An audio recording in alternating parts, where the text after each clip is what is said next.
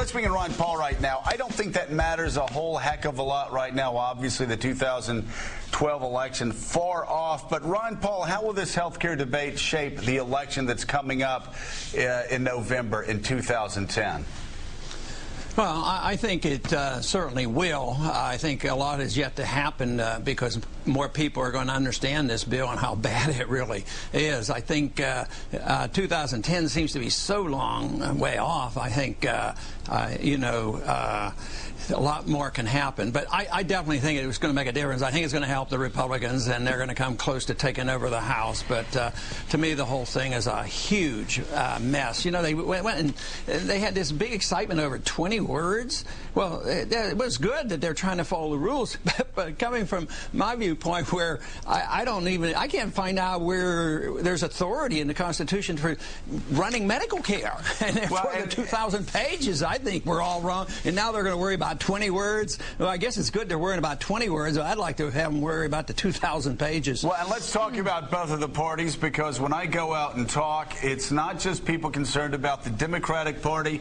They'll say, yes, we're concerned about how the Democratic Party is expanding the government's footprint in our life when it comes to health care. But you Republicans, they will say to me, you Republicans passed a Medicare drug benefit plan that had a cost of $7 trillion.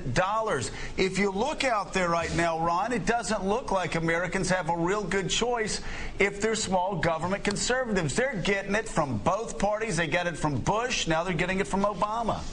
And thank goodness the people are waking up. You know, the people can have an influence when they finally wake up, and they are on this issue. And you make a very important point, because when Republicans were in charge, they were doing the same thing, running up deficits, expanding the role of government, and expanding the Department of Education, and the whole mess. So the people are catching on. But the reason they're catching on is that they're realizing that our government and our country is bankrupt. And nobody believes that they can give 30 million new people medical care and not charge them and lower the deficit. I mean, it is astounding that they do this with a straight face. And yet everything is just so much partisan bickering. And like you point out, they're saying the same thing, but it's partisanship. It's who gets to favor their friends the most, who's going to run it, who gets the power. Well, and that's what's so fascinating to me, is the harsh partisanship in Washington, D.C. When you look at the arc of the federal government over the past decade, there's just not a lot. And this drives partisans on both sides crazy when I say it, but when it comes to the size of government, there's just not a real difference between Republicans and Democrats. How Republicans acted over 8 years when they're in power and how Democrats are acting now. They're both spending money we don't have. Pat Buchanan, do you have a question for Ron Paul? Sure, but you're right, Joe. George W. Bush was a great society Republican. But let me ask Ron this. Ron, let me ask you, repeal and reform sounds like a good message to run on, and I think it's got real credibility with the American people.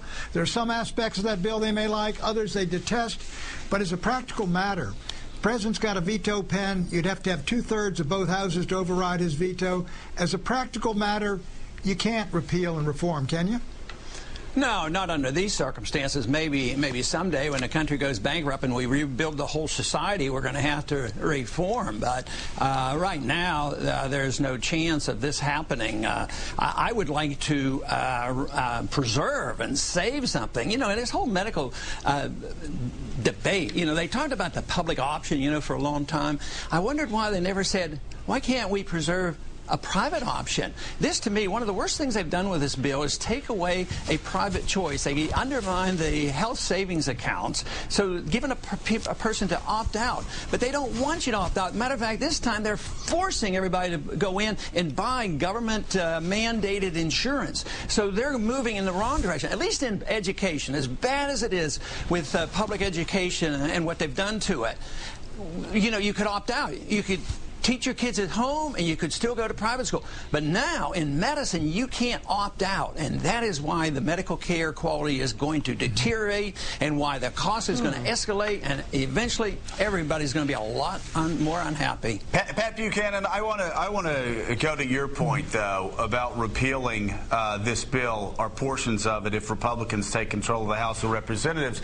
The one thing that we knew in 1994 when we got elected is, even if the liberal Republicans in the Senate didn't go along with us, even if Bill Clinton didn't go along with us, you look at the Constitution, and the House of Representatives has the checkbook. Nothing gets paid for unless the House of Representatives says it gets paid for. So you have a lot of programs that could be defunded by a conservative House in 2011 and 2012. Nothing passes, nothing gets done unless the House says it does.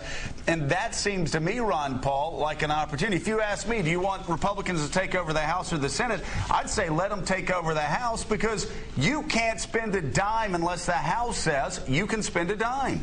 That's the way it's supposed to be, but that's not the way it happens. The Congress, for decades now, have given up their prerogatives to the executive branch. We've had Republicans who loved the strong executive. Still today, the executive can go to war without a declaration. The Federal Reserve can spend $2 trillion without appropriation. The other day, what did Obama do? When the Congress couldn't do something, they were welcome. Oh, write an executive order. It has the force of law.